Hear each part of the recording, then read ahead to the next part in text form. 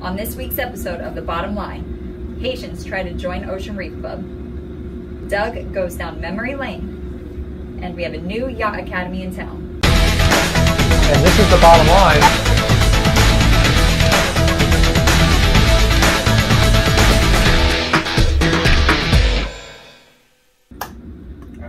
I don't move without the, hey everybody, I'm Doug. That's why I call. Hey everybody, I'm Doug. And I'm Christy. And this is The Bottom Line. Welcome. Welcome. We love you guys. We do. So much. A lot of cool information today. We're getting underway tomorrow if we have another charter. So next week we'll be underway doing the show. But right now we have some groundbreaking news. I'm going to talk about tips in Crew Corner because there's a big blow up about that, how you're supposed to do that. We have some brand new news coming out that's going to be industry changing. So go ahead, let's go, get in it. Well, we're going to start with our sponsors, Marine Data Solutions and Saltee Apparel. Marine Data Solutions. I've got 99 problems on board. And the internet's not one of them! And guess what? I know for a fact that Marine Data Solutions has just opened up another factory and they are pumping out the data like you wouldn't believe. Big, huge boxes of data. This big, at least. Look, it's falling from the sky. Data. It's all over. It's all over. They're ready for you. Next. Saltee Apparel. What does Saltee Rags do for us? They keep us looking fly in our personalized gear for our boats. What boats? Do we own boats? We do. Oh, guess what? Well, sure. They keep her looking fly. They don't keep me looking fly. It doesn't work. But they do bedding. do. They don't do. They do bedding. They do torsions. They do pillows. They do uniforms. Yep. They do. Listen, I'm going to tell you guys straight off the bat. Dave's the enforcer, and the Marine Day guys, they're the Italians. Do I need to say anymore? I mean, come on, put two and two together, people. All right, next, one more. We are introducing our new sponsor today. Our new sponsor, Coca-Cola. Not yet. No, not yet. Okay, go ahead, tell them, quick. Savvy Maritime Yachting Academy. That's a lot. Savvy Maritime Yachting Academy. I'm going to talk to you about that in yacht industry news because this is groundbreaking. You guys are going to, if you're a new crew member, holy moly, your answers have been questioned. Something like that. Something like that. Something Switch like that. it. Go. Yeah, industry news. Working. Okay, what do we got? Well, we are going back to Savvy Maritime Yachting Academy. I'm not going back to any academy. I've done my schooling. What are you talking about? What's going on? Well, we're going to talk about them as we introduce them Let's to talk our about fans. it. Let's go, woman. Let's do it. Tell them what it's all about. I'll tell you. Listen, this is groundbreaking. I want everybody to pay attention. Savvy Maritime Yachting Academy just opened up in Fort Lauderdale. This is the very first yachting full-service academy you guys are ever going to see. I want you to think about the Coast Guard Academy, the Naval Academy. This is a real school. This isn't a 5-day get you in, get your check cash, and get you out. They have courses for deckhands, stewardesses, and they have just spent so much money on their own facility. And guess what? What is it? It's like 8 weeks long, I think. You're going to walk out of this thing. You're going to walk out of this thing with a Savvy Maritime Yachting Academy certificate. You'll be able to get at any boat, show them the certificate, and you're going to get that job. Why? Because if you're a new crew, how do you tie a boat in? Oh, I don't know. Oh, new crew, how do I tie the boat up? I don't know what to do on deck. This is a true yachting academy. It's the first in the United States. You guys check it out. There's absolutely no reason why you guys, as new crews, should not be in this academy. I'm going to tell you something else. You ready for this? They'll finance you. Now you got to call and ask them if you qualify, but you can get in this academy and they'll finance you with a small down payment, about $1,600. All right. Then there's 3 more payments, and actually, when you graduate, they're not even going to ask you for money for a month. You can literally go to this academy, be smarter than any other deckhand out there, get the job, and now you're getting paid, and you can pay the school back. It's a no freaking brainer. Win-win. Why wasn't this in yachting 30 years ago? Way back when. I'm going to tell you what. It's going to be a day when captains see this Savvy Maritime Yachting Academy certificate, and they go, "You're hired. Well, I don't even need to interview." I mean, this is groundbreaking. We love these guys. I'm so happy that they're our new sponsors. Okay, next. Well, we had an incident down in Key Largo. Come on, we gotta go. We got a charter. Keep going. Faster. With Haitian immigrants. Oh, okay. So, yeah, it was not good. So a Haitian boat ran aground in the infamous Key Largo Channel. Yes. We all know how shallow that is, and he didn't have local knowledge. About 350 Haitians were on the boat. Haitians were on the boat. They ran aground in the Key Largo Channel. And 160 of them jumped off. and swam to Ocean Reef. In the news now, migrants making a desperate dive near a South Florida shore, hoping to find freedom in the U.S. The Ocean Reef folks really got together. They got them all out of the water. They gave them blankets, they gave them water, you know, a little bit of food. They really took care of them. However, because they were wearing life jackets and not dinner jackets, they weren't allowed in the dining room. Yes. They were not allowed to make that, you know, they're very strict. I've been there when my boss was like, hey, let's go to the dining room. I don't have a dinner jacket. They will not let you in. So, you Haitians, trust me, you're not the only ones. In other news, on the other side of Ocean Reef, a lot of the locals, residents, heard about this, thought it was a Russian invasion. So they packed up all their jewelry, diamonds, gold, and jumped in their golf carts and made a high-speed run towards the gate to get out. So a flock of them, about 40 golf carts, transiting to the gate at a whopping speed of 13 miles an hour. 13 miles an hour to get back. Yeah, had several bruises and accidents. A couple landed in a ditch. The gate guard, who's also retired, did break his hip when he was trying to stop a golf cart shaped like a Rolls Royce when it went through the gate. Screaming, shouting, it was total hysteria. They got them calmed down and put them back in their houses, and after a short nap, everybody was good again. Ready to go. Next, come on, we got a lot to go. Well, we have an extremely beautiful sport fish being Okay, here's a picture. Okay, so the biggest sport fisherman in the world is under construction. Where? In Vollenhoven. Royal Husband. Okay, and Royal Husband is turning it over. So listen, usually when boats are upside down, it's a bad thing, but they build them upside down. So they're turning this over. Largest sport fish on the planet is going to be large, 171 feet long, 52 meters. It's going to have 6 decks. Wow, that's going to be incredible. I don't know how well it's going to be to fish because, you know, but it's luxurious. And well, more importantly, I don't know how the crews are going to work out on this, because every sport fishing captain I know, it's like they run in at 50,000 knots, they back up at high speed, they wash the boat down, and they're sitting in the cockpit having a beer. I mean, it's very famous for the owner's wife, who doesn't like sport fishing, go, excuse me, can I get a margarita? I'm on a yacht, and the sport fishing crew go, yeah, man, the bar's over there. Yeah, help yourself. I'm drinking. Okay, anyway, congratulations. Next, come on. Way to go, Netherlands. Well, the travel protocols and requirements for the Bahamas have officially changed again. Okay, so listen, we reported this a couple weeks ago. I'm just bringing it up again. You don't need the 5-day test, all right, while you're over there. That's a big change, because you don't have to stop your trip in the middle and go find a testing facility. This changes all the time. So please, if you're going to the Bahamas, check that out. All right, next. Again. Sanctions continue to keep Russian-owned yachts on the run. I am not going to talk about Russian yachts being impounded and taken and stolen and all this other stuff, because it's covered at nauseam all over the news. I'm just going to say it's happening. The sailing yacht A just got taken a couple days ago. I guess the motor yacht A is probably right behind it. Everybody's scattering. If you work on a yacht, I'm going to say this, that's Russian-owned, even if it's not on a sanction list or whatever, it's going to be hard to get money there. You might want to rethink that.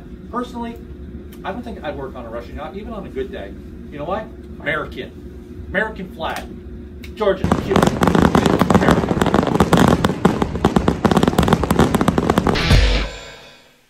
Holy smokes, tons of bottom feeders. I don't know, do we have time for all of them? Go, we're going to make time. Gabby Beneo Cordero from Puerto Rico. Brandon Freeland, thank you for the photos. Brandon, he's got a 160-foot Trinity, I think up the river somewhere. He actually contacted me. He goes, hey, you want to do a walkthrough on the boat? So we're going to be doing that after our charter. Thanks, Brandon. Go ahead. I'll do Chris, though. Go ahead. Do the other ones. Finbar Garraway just started watching from St. Vincent. St. Vincent. La Realita from the Dominican Republic. Ishmael McCree from St. Vincent. And Grenadines. And Francis Lewis. Go ahead. From Grenada. Okay, I'm going to do Chris, okay, and Jeannie. Okay, Chris has been married to Jeannie for 41 years. Okay? Congratulations. Now, guess what? Chris was my boss on the U.S. Coast Guard cutter Dwayne when I was just 17 years old. You put up with him. And he was my boss on deck, and I knew everything. Of course, I knew everything. And he was so kind to me because he just kind of pushed me in the right direction. I don't know how it turned out. One day I'll be a captain, I'm not sure. Anyway, Chris served in the Coast Guard and retired as a chief boatswain's mate. Him and Jeannie had been married for 41 years. And they live in Grand Junction, Colorado. Here's a picture of the ship that we both served on. And I'm just going to tell you, Chris, you know what? There's certain things in life that you remember. And I remember being in the motor lifeboat when we were out in the middle of the ocean with the helicopter landing on the ship, and you let me drive the little 26-footer, and I have a picture of that actually. You trusted him. That right there made me decide I want to be a captain. Okay. Anyway, congratulations on 41 years. Next, go. I feel like that was a moment, Doug. That was a moment. Go. That was a moment. Go. Well, last week we were out celebrating at Yacht, and we ran into Tyson and Andrew. So huge bottom. More shout-outs? That was the last one. Oh, that's right. We went to we went Yeah, crew and out, guys. Hey, we done the show. Hey, you guys, just like that. thanks for watching. Awesome. Next. What do we got in Crew Corner? Well, we have our sponsor, Crew Haven. I don't even know who these sponsors are you keep bringing up. Who's Well, this one? What's this one do? Let me tell you, they provide housing close to LMC for crew to get rest like the guests. Okay.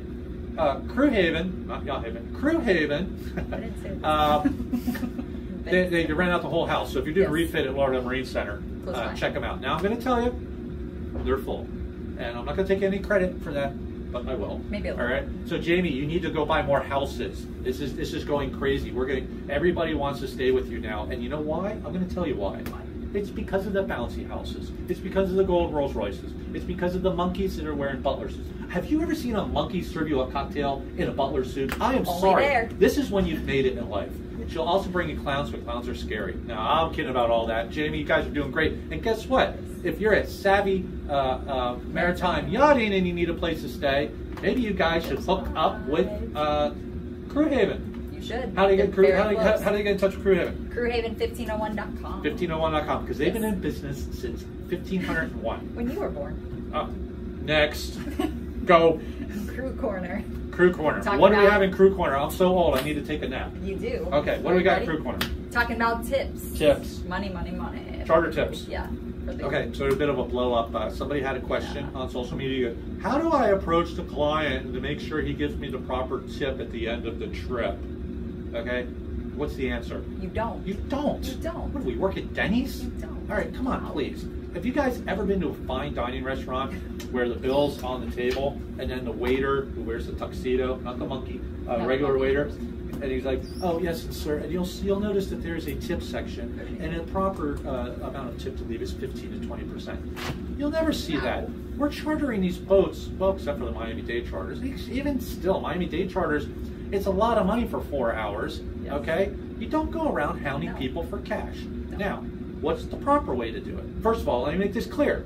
You shouldn't be asking these questions. So how do you get it? When the person who charters the boat, the agent, goes through the cost, this is how much the boat costs, this is how much the add-ons are going to cost, this is how much it's going to cost my, blah, blah, blah. At the bottom it should say, and this is how much you should expect to pay the tip, or the crew in tip. That's their job, all right? You can't force someone to give you a tip. You just can't do it.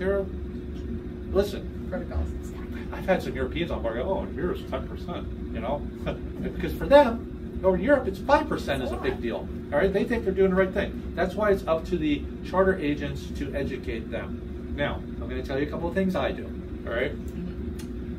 First off, is you always should do an expense report. I don't care if you're on the boat for 4 hours or 4 weeks. If it's a 4-hour trip, it shouldn't be much of an expense report. You should just have a template: fuel, baggage, me, boom, boom. All right. At the bottom, I say tip schedule in little tiny letters. It says 15%, this would be this much, and 20%, this would be this much. And I slide this receipt thing, or this expense report, under the door. I don't sit there and go, here you go, did you read the bottom line? No. All right? And if you're on a day charter or something, you just hand us, here's your bill. Let them, just like in a restaurant, a nice restaurant. The guy's not going to sit there and go, so do you have any questions about your bill? Here, let me go through this. Give the guy the chance to look at it. It's up to the charter guests or charter broker's responsibility to make sure that all this is explained to them at the time. Now, the second thing I do, when I ask for advanced provisioning allowance, which is called an APA, I kind of make sure there's enough money in there for the tip, so they don't even have to carry money. So they don't even have to say, "Oh, I didn't bring a check." All right? Okay. Envelope of cash. It's just so tacky. We don't work at Denny's. It's $150,000 a week. These people they know. If they're first-time charter agents or charter clients, when you hear that, go back to the charter agent and go, please let them know about the tip. Because you know what? Tips are additional to what we do. It's because if you're on a private yacht going out this many weeks a year, if you're a charter, you're going out this many weeks, plus all these charters. So it's additional money. It's not like you guys are surviving just on tips. just get it squared away. Be classy about it. There was one more. Yeah, be professional. There was one more thing. Oh, I'm going to tell you right now. We pull down a lot of tips. All right, a percentage. That's just what we do. All right, but every once in a while you're going to get that one that's low. So what our program is to keep everybody happy. We have a 15% minimum. So that means if some guy tips 12%, we've never hit 12.